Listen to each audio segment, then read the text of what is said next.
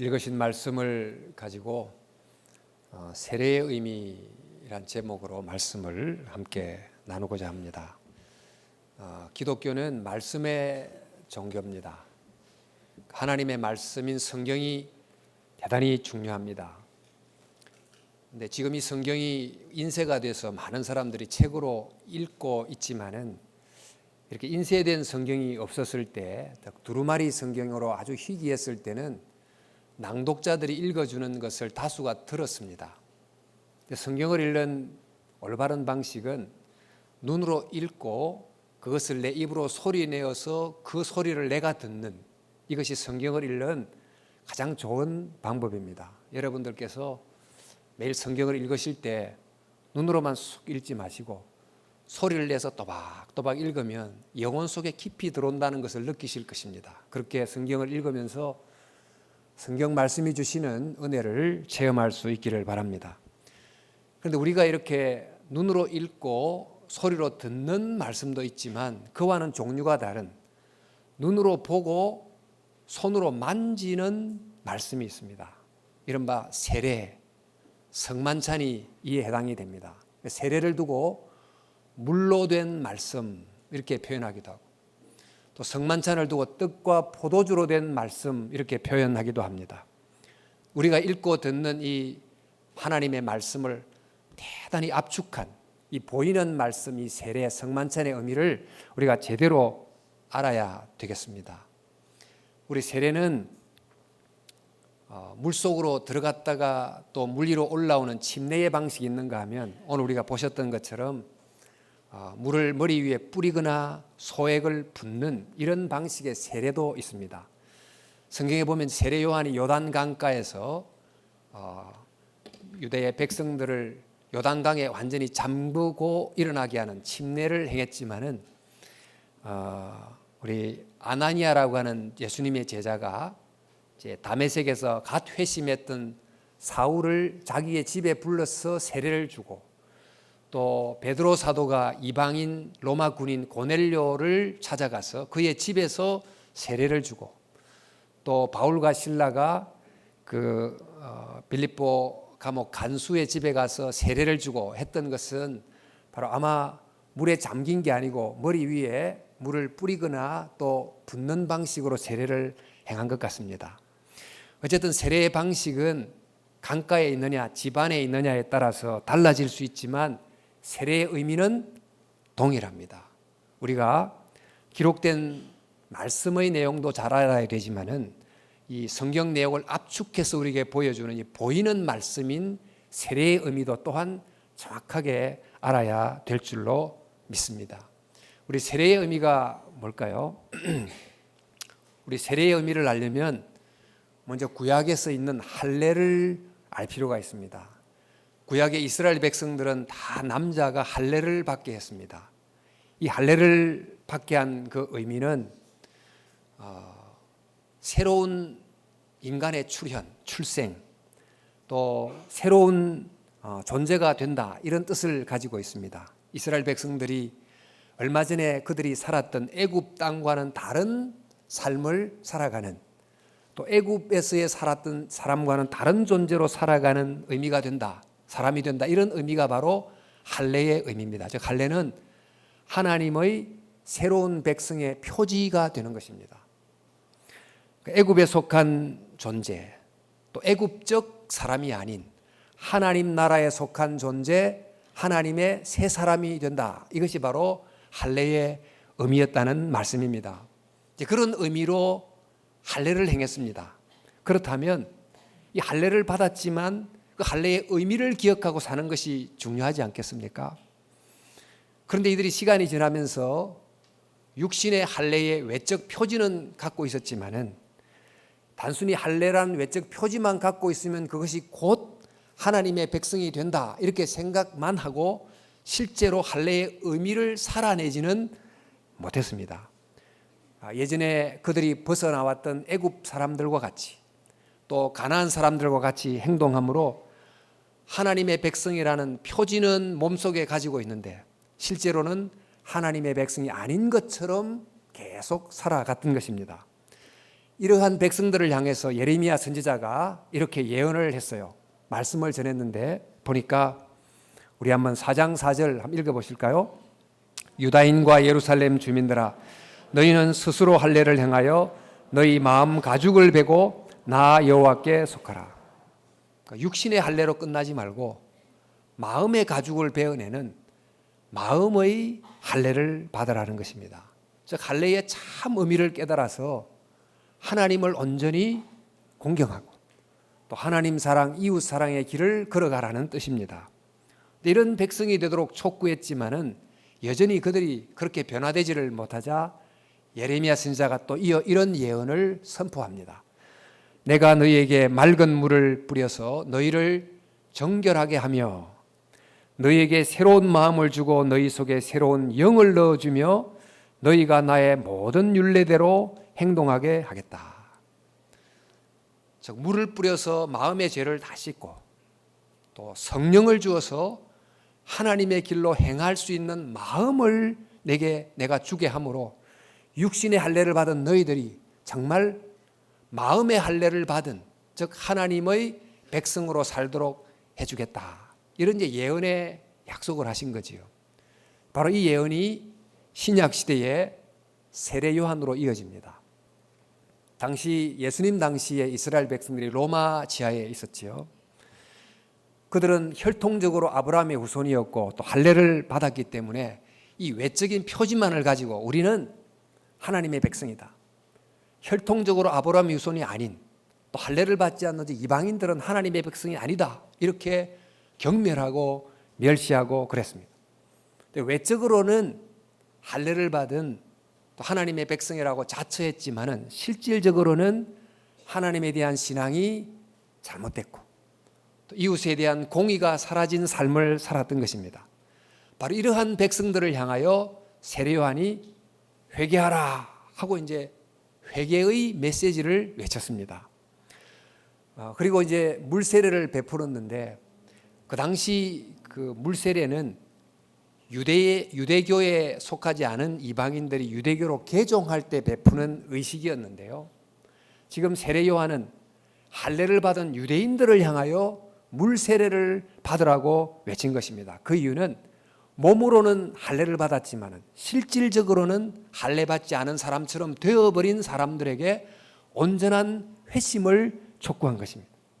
그래서 이것을 깨닫고 정말 응답한 많은 사람들이 요단강가로 와서 하나님, 저는 죄인입니다. 하나님의 백성으로 불림을 받았지만 그렇게 살지 못했습니다. 용서해 주시옵소서. 이렇게 하고 요단강가에 들어가서 침례를 받았어요. 세례를 받았던 것입니다. 많은 사람들이 이렇게 물세례를 받았는데 세례 요한은 물세례를 받는 사람들을 보면서 물세례만으로는 충분하지 않다는 것을 그가 알았어요. 왜냐하면 지금까지 지었던 죄를 씻기는 했지만 그 죄를 짓게 만들었던 마음은 여전히 남아 있었기 때문에 또 죄를 짓게 된다는 것입니다. 그래서 세례 요한이 이렇게 말씀합니다. 나는 너희에게 물로 세례를 베풀었거니와 그는 너희에게 성령으로 세례를 베푸시리라. 지금 물세례를 주면서 너의 죄가 뭔지 깨닫게 하고 참회케는 할 수 있지만 죄를 지었던 그 죄를 짓게 만드는 그 마음을 극복해내는 그런 성령은 내가 줄 수 없다. 바로 그 성령을 주시는 분이 내 뒤에 오신다. 그분이 바로 예수 그리스도이십니다. 예수님께서 많은 말씀을 하셨지만 니고데모를 만나서 대화하시는 중에 하신 말씀이 물과 성령으로 나지 아니하면 하나님 나라에 들어갈 수 없다. 물로 난다는 말은 물로 죄를 씻어줄 뿐만 아니고 성령으로 새로운 마음을 줌으로 하나님 나라의 백성으로 거듭나게 내가 해준다. 이런 약속을 하신 것입니다. 자, 이런 할례의 의미 또 세례의 의미가 뭡니까? 하나님 나라의 백성이 되는 것입니다. 자, 구약은 이렇게 할례를 말하고 신약은 세례를 말하는데 여기서 우리가 주목해야 될 점이 있어요. 구약 시대 때 모세가 하나님의 율법을 받아서 애굽과는 다른 나라, 즉 하나님의 율법이 적용이 되는 제사장 나라를 세웠습니다. 그 국가라고 하는 제도를 가진 외적 조직을 만드는 것입니다. 그러나 이런 외적 국가라는 통치 조직을 만들었으나 그것만으로는 충분치 않다. 그 하나님의 나라에서 살 수 있는 사람이 중요하다. 그래서 모세가 모든 남자들에게 할례를 받도록 강조했던 것입니다. 사람이 중요하다는 거죠. 그 신약 시대에 유대인들은 로마 치하에 있었습니다. 그들은 로마로부터 벗어난 독립국가를 갖기를 간절히 사모했어요. 모세가 애굽 치하에 있었던 백성들을 이끌어내서 애굽과는 다른 하나님의 한 나라 이스라엘을 건설했던 것처럼 또 유대인들이 헬라 제국의 지배 아래에 있었을 때 마카비라고 하는 마카비 형제가 일어나가지고 반헬라 혁명을 통해서 잠시지만 독립 왕조를 만들었어요. 이와 마찬가지로 예수님께서도 모세처럼 한 나라를 또 마카비 형제들처럼 정말 로마로부터 독립된 한 나라를 세워주기를 간절히 기대했습니다. 정치적 기대를 갖고 예수님을 바라봤고 이런 나라만 이루어지면 하나님의 나라가 온다고 생각했습니다. 그런데 세례 요한은 물 세례를 받아야 된다 그러고 예수님은 성령의 세례를 받아야 된다 이렇게 강조하신 것은 외적인 제도로서의 나라가 세워진다 할지라도 변화된 사람이 없으면 안 된다 하는 것을 예수님이 알고 강조하셨던 것입니다. 저와 여러분들이 정말 이 할례와 세례를 통해서 하나님이 원하시는 것은 우리의 변화된 심령이고 변화된 사람이다 하는 것을 기억하실 필요가 있습니다. 자, 세례의 의미가 무엇입니까? 세례는 하나님 나라의 백성이 되는 의식입니다. 하나님의 나라 백성이 된다. 우리 장로교 교리 표준 문답서 웨스트민스터 교리 문답서를 보면 94문에 세례를 이렇게 설명합니다. 세례는 물을 가지고 성부와 성자와 성령의 이름으로 죄를 씻는 성례인데 우리가 그리스도에게 접붙임됨과 은혜 언약 안의 모든 유익에 참여함과 주님의 사람이 되기로 약속함을 표시하여 인치는 것이다. 이 말이 좀 어렵습니다만은 요약하면 두 가지입니다. 하나는 물로 죄를 씻는 것, 또 죄를 비우는 것, 또 영적으로 말하면 애굽으로부터 떠나는 것, 이게 첫 번째 의미고 두 번째는 그리스도에게 접붙이는 것, 하나님의 통치 안으로 들어가는 것, 성령으로 채우는 것, 이게 두 번째 의미가 됩니다. 자, 이제 먼저 세례는 죄를 씻는 것입니다. 자, 물 하면 일단 어떤 의미가 떠오릅니까? 씻는 것입니다. 물로 죄를 씻는 것입니다. 우리 디도서 말씀을 보면 이런 말씀이 있습니다. 우리를 구원하시되 우리의 행한 바 의로운 행위로 말미암지 아니하고 오직 그의 긍휼하심을 따라 중생의 씻음과 성령의 새롭게 하심으로 하셨나니. 여기에 물과 관련된 한 단어가 나오는데 어떤 단어입니까? 씻음. 근데 중생은 씻음과 성령의 새롭게 함으로 중생이 이루어지는 거예요. 예수님께서 물과 성령으로 거듭난다고 하셨지요. 물로 씻어서 중생한다. 이 말씀은 죄를 씻고 버림으로 하나님의 새로운 백성이 된다. 이런 뜻입니다. 지금까지 하나님을 주로 모시지 않고 살아감으로 내 삶의 나무에 맺힌 많은 죄들을 주님 앞에 고백하고 그 다음에 그 죄를 씻어내므로 하나님의 백성이 된다는 것입니다. 근데 여러분, 여기서 죄를 씻는 물을 말했는데 우리의 죄를 씻어내는 물은 도대체 어떤 물입니까? 우리가 보는 이 물은 육신의 때를 씻어내고 또 옷에 묻은 오물을 씻어내지만 우리의 영혼에 있는 죄를 씻어내는 물이 어떤 물입니까? 그 물이 바로 예수 그리스도의 십자가의 보혈입니다. 주님의 보혈이 우리 마음의 죄를 씻어내는 것입니다.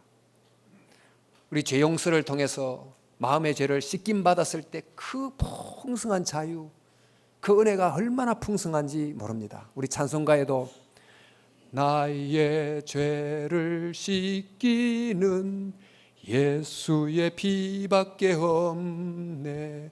다시 정케하기도 예수의 피밖에 없네. 예수님의 보혈이 우리의 양심에 있는 죄들을 씻어내는 거룩한 물인 줄로 믿으시기 바랍니다. 이 세례는 물로 죄를 씻어내는 것입니다. 그런데 조금 더 깊은 의미가 있어요. 이 물 속에 잠겨서 장사되는 것입니다. 우리 이 구절을 한번 읽어보십시오. 형제들아, 내가 너희는 알지 못하기를 원치 아니하노니 우리 조상들이 다 구름 아래에 있고 바다 가운데로 지나며 모세에게 속하여 다 구름과 바다에서 세례를 받고. 어떤 장면이 연상이 되시죠?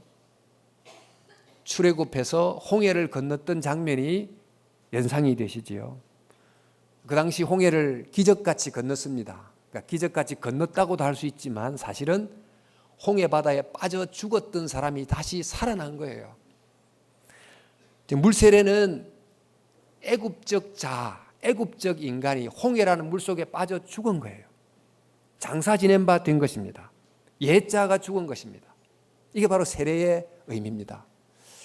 우리가 살면서 문제가 어딨나? 문제는 너에게 있다. 저 사람에게 있다. 제도에 있다. 주로 우리가 그렇게 생각하며 살지만은 곰곰이 생각하면 거의 대부분의 문제는 나에게 있습니다. 나의 옛자아가 늘 문제를 일으키는 핵심 원인이 됩니다. 이 자아가 죽고 새로운 자아가 되면 굉장한 변화가 일어날 텐데 여전히 옛날 방식으로 생각하고 반응하고 살아가는 옛자아가 살아서 나도 힘들게 하고 남도 힘들게 하고 그렇게 살아갑니다. 근데 이 자아를 어떻게 극복해요? 어떻게 이 자아를 죽고 새로운 자아가 탄생할 수 있습니까? 로마서 9절을 보니까 이렇게 되어 있습니다. 무릇 그리스도 예수와 합하여 세례를 받은 우리는 그 다음에 그의 죽으심과 합하여 세례를 받은 줄을 알지 못하느냐. 그러므로 우리가 그의 죽으심과 합하여 세례를 받음으로 그와 함께 장사되었나니. 그의 죽으심과 합하여 세례를 받았다. 이것이 무슨 말입니까? 구약시대 때 이스라엘 백성들은 매년 한 번씩 속죄제, 즉 죄를 속하는 제사를 드렸어요. 그때 자기가 집에서 길러던 양 한 마리를 데리고 옵니다. 1년 동안 먹이도 주고 이뻐했던 그 양을 데리고 와가지고 제사장 앞에서 자기의 1년 동안의 죄를 다 양에게 덮어 씌워가지고 그 양을 죽여서 제사를 올립니다. 자, 그러면 이 양의 죽음 속에 나의 죽음이 포함이 된 것입니다. 이와 마찬가지로 예수님께서 나를 대신해서 죽으셨다. 이 말씀이 무슨 뜻일까요? 예수님의 그 죽음 속에, 그 죄인으로서 역임을 받아 죽은 그 죄인으로서의 죽음 속에 죄인인 나의 죽음이 포함이 되어 있다는 것입니다. 즉 예수님의 십자가에서 내가 함께 십자가에 못 박혔다 하는 것입니다. 사도 바울이 우리에게 그렇게 가르쳐 주고 있습니다. 우리는 비록 육신적으로 십자가에 달리지는 않았지만 영적으로 볼 때 나도 십자가에서 예수님과 함께 죽었다는 것입니다. 세례라는 것은 바로 물속에 옛자가 장사 지낸 바 된 것처럼 예수님의 죽음 속에 나의 자아가 포함되어 함께 죽은 것이다. 이게 바로 세례라는 것입니다. 여러분, 물세례는 간단히 물 위에 물을 뿌리는 정도의 의식이지만 그 의미가 굉장히 깊습니다. 예수님의 보혈인 물로 죄를 씻는 것이고 또 물속에 내 옛자가 장사되는 것입니다. 그래서 예수님의 십자가와 연합된다. 내가 예수님과 함께 죽었다. 이것이 바로 첫 번째 세례의 의미가 되겠습니다. 자, 세례의 첫 번째 의미는 물로 씻는 것, 물속에 장사되는 것, 즉 예수님의 죽음에 내가 함께 포함되는 것, 함께 죽는 것. 이게 첫 번째 의미인데, 자, 두 번째 의미는 뭘까요? 자, 물로 우리의 몸을 깨끗이 씻은 다음에는 어떻게 하죠? 새 옷을 입고 하루를 시작합니다. 또 물에 잠겼다가 죽었다가 다시 살아났다면 그 다시 살아난 새로운 생명으로 내게 주어진 길을 걸어갑니다. 자, 몸을 씻고 새 옷을 입고 살아가는 것, 또 옛사람이 물에서 죽고 새 사람이 되어 다시 올라와서 살아가는 것, 이것이 구체적으로 어떤 것인가? 성경 말씀을 보니까 로마서 6장 4절 우리 같이 한번 읽어보실까요? 그러므로 우리가 그의 죽으심과 합하여 세례를 받음으로 그와 함께 장사되었나니 이는 아버지의 영광으로 말미암아 그리스도를 죽은 자 가운데서 살리심과 같이 우리도 또한 새 생명 가운데 행하게 하려 함이라. 여기에 우리로 새 생명 가운데 행하게 하려 함이라. 지금 세례라는 것은 하나님의 나라 백성이라는 문을 통과한 건데, 여러분 문을 딱 열면 열린 문을 통해서 이어지는 길이 쭉 펼쳐지게 돼 있어요. 그러니까 하나님의 나라 백성이 되는 세례라는 문을 통과하고 나면 새로운 사람으로 걸어야 될 길이 있는 것입니다. 그것이 바로 새 생명 가운데 행하는 것입니다. 즉 하나님 사랑, 이웃 사랑의 길을 걷는 거지요. 그런데 여러분, 우리가 이런 길을 걸어야 되는데 이 길을 어느 정도는 내 힘으로 걸을 수 있겠지만 계속해서 그 길을 정말 한결같이 걸을 수는 없습니다. 어떻게 해야 됩니까? 예수님이 우리와 함께 하셔야 됩니다. 내 가는 길에 동행하셔서 힘을 주셔야 되는 것입니다. 그러니까 세례의 첫 번째 의미는 십자가에 달리신 예수님의 죽음과 내가 함께 되는 것이라면, 세례의 두 번째 의미는 십자가에서 부활하신 예수님과 함께함으로 부활하신 예수님이 나와 동행하는 것입니다. 6장 5절 말씀입니다. 만일 우리가 그의 죽으심과 같은 모양으로 연합한 자가 되었으면 또한 그의 부활과 같은 모양으로 연합한 자도 되리라. 자, 여러분, 부활하신 예수님과 함께 연합하여 새 생명의 길을 걸어야 되는데, 이런 새 생명의 길을 걷는다는 것은 세 가지 면을 가집니다. 먼저는 이전까지 내가 섬겼던 잘못된 주인을 버리고 참된 내 삶의 주인이신 하나님을 주로 모시고 살아가는 것입니다.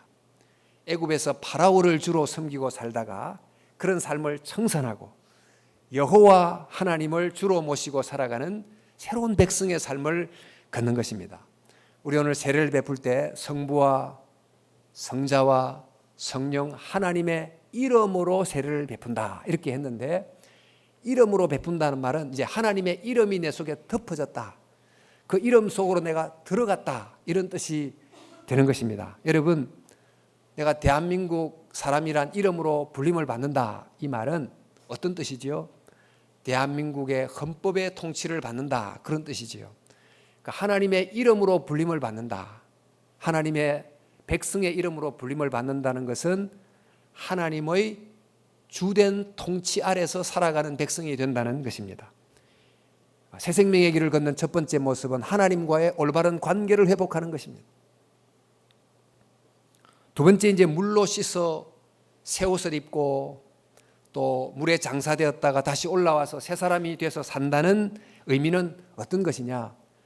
교회 공동체 안에서 사람과의 새로운 관계를 맺고 사는 것입니다. 우리 성경 말씀 고린도서 12장 13절 말씀 우리 한번 읽어보실까요? 우리가 유대인이나 헬라인이나 종이나 자유인이나 다 한 성령으로 세례를 받아 한 몸이 되었고 또 다 한 성령을 마시게 하셨느니라. 그러니까 세례를 받아 한 몸이 되었다. 여기 유다인이나 헬라인 또 종이나 자유인 이렇게 되어 있습니다만은, 지금 우리 시대에도 여러 가지 이유로 보이지 않는 유리벽이 많이 세워져 있습니다. 신분에 따라서, 직업에 따라서, 또 지역에 따라서 이렇게 세워져 있는데, 그 당시 로마 사회만 해도 유대인과 헬라인 문화적으로 굉장히 높은 벽이 있었어요. 또 종이나 자유자, 즉 노예와 주인은 넘을 수 없는 신분의 벽을 가지고 있었습니다만은, 바로 이런 두 종류의 사람들이 교회 안에 들어왔을 때 서로를 부르기를 형제님, 자매님 하고 부르면서 서로 하나님 안에서 새로운 사람과의 관계를 맺고 살아가기 시작했던 것입니다. 그 로마 시대 때 주인과 노예가 함께 교회에 들어와서 서로 믿음의 형제와 자매를 부르는 이런 수평적 인간관계를 보면서 로마 사회가 큰 충격을 받고 많은 사람들이 교회로 돌아오기도 했습니다. 오늘 성경은 이것을 두고 세례를 받아 한 몸이 됐다 이렇게 표현하는 것입니다. 우리 몸 안에 여러 지체들이 있지만 어느 한 지체도 필요 없는 지체가 없고 모두가 다 서로를 섬기고 서로를 인정하는 한 지체가 된 것처럼 이렇게 새 생명의 길을 걷는다고 하는 것은 사람들과의 올바른 관계 속으로 들어가 그 길을 부활의 주님과 함께 걷는다 하는 뜻을 가지고 있습니다. 우리가 오늘도 사도신경을 매주 고백합니다만 사도신경 고백 중에 거룩한 공회와 성도가 서로 교통하는 것을 믿사오며, 지금 새로운 번역에는 교제하는 것을 믿사오며 이렇게 되어 있는데, 성도가 서로 교제한다 이 말씀은 피부가 다르고 국적이 다르고 또 살았던 시대가 달라도 모두가 다 예수님 안에서 형제요 자매가 되는 그런 관계로 들어가게 됐다, 이런 고백이 되겠습니다. 새 생명의 길을 걷는 것, 부활의 주님과 함께 동행한다는 것이처럼 사람과의 회복된 관계를 걸으려고 주님과 함께 걸으면서 노력하는 것입니다. 그리고 새 생명의 길을 걷는다고 하는 것은 세상과의 잘못된 관계를 청산하는 것입니다. 자기만을 위해서 사는 이기적인 삶을 가능한 버려가면서 이타적인 또 타자를 위하는 섬김의 자세로, 또 가서 이웃에게 복이 되는 자세로 산다는 것입니다. 이것이 곧 선교고 전도가 되겠습니다. 자, 여러분, 세례의 첫째 의미는 물로 죄를 씻고 물속의 자아가 죽는 것입니다. 하나님과 사람과 세상과의 왜곡된 관계를 살아가던 옛 사람이 죽는 것입니다. 다시 말해서 예수님의 십자가 안에, 그 죽음 안에 내가 포함돼서 예수님과 함께 죽는 것, 이게 바로 세례의 첫 번째 의미. 두 번째 의미는 물로 씻은 다음 새 옷을 입고 물에서 건짐받아서 새 사람이 되어서 살듯이 하나님과 사람과 또 세상과의 올바른 관계를 회복한 사람으로 살아가는 것입니다. 즉 부활하신 예수님이 이 삶의 현실을 걸어가듯이 그 부활하신 예수님과 연합하고 함께하며 살아가는 것입니다. 여러분, 이런 내용이 바로 세례의 의미인데, 세례가 가진 것이 이런 의미다 생각하니까 참 이렇게 살 수 있겠나 이런 부담이 들기도 합니다. 오늘 세례를 받으신 분도 계시고 또 일찍이 세례를 받으셨던 분도 계십니다만은 물 세례를 받았다고 해서 당장 이렇게 바뀌는 것은 아닙니다. 하나님의 백성의 신분을 얻었지만 하나님의 백성답게 바뀌어가는 것은 상당한 시간이 걸린다는 것을 알아야 됩니다. 물 세례를 받은 이후도 여전히 죄를 짓고 여전히 쓰러지고 여전히 갈등이 존재하고 영적 전쟁이 존재합니다. 어떻게 해야 됩니까? 물 세례를 한번 받은 것을 사건으로, 기억할 맨날 며칠의 사건으로만 생각하지 않고 세례의 의미를 매일 내 삶에 적용하도록 노력해야 되는 것입니다. 저도 고등학교 때 세례를 받았습니다만 사실 그 세례의 의미를 충분히 알지 못하고 살았던 것 같습니다. 세례의 의미를 적용한다. 그러니까 하루를 이제 마칠 때 하루를 돌아보면서 정말 내 죄를 생각하고, 주님, 오늘 제가 이렇게 살았던 저를 용서해 주시옵소서, 이렇게 회개로 하루를 닫고, 또 나를 보니까 옛 자아가 너무너무 꿈틀거리고 잘못되게 반응하고 행동했던 나를 보면서, 주님, 여전히 내 자아가 살아있습니다. 십자가에서 나를 못 박아 주시옵소서, 이렇게 이제 말하고 하루를 마무리하고, 그리고 또 하루를 새롭게 시작할 때 나는 지금 내 홀로 걷는 게 아니다.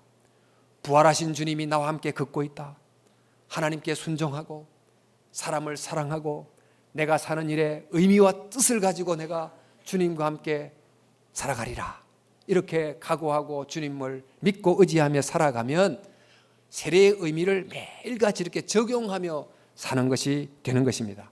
여러분, 세례를 한 번에 끝나는 일회적 사건으로 여기지 마시고 세례의 의미를 계속해서 적용함으로 매일같이 예수님의 십자가와 함께 죽고 부활하신 예수님과 함께 살아가는 이 과정이라고 생각하시고 꾸준히 살아가면 세례가 뜻하는 바 정말 영혼이 맑은 물로 씻겨진 맑은 영혼이 될 것입니다. 세례가 뜻하는 것처럼 정말 하나님의 백성으로 새로운 사람으로 살아가게 될 것입니다. 이렇게 세례의 의미를 늘 적용함으로 말씀처럼 하나님의 백성으로 점점 바뀌고 자라가는 그런 영혼의 축복이, 은혜가 여러분 가운데 풍성하시기를 예수님의 이름으로 축원합니다. 함께 기도하겠습니다.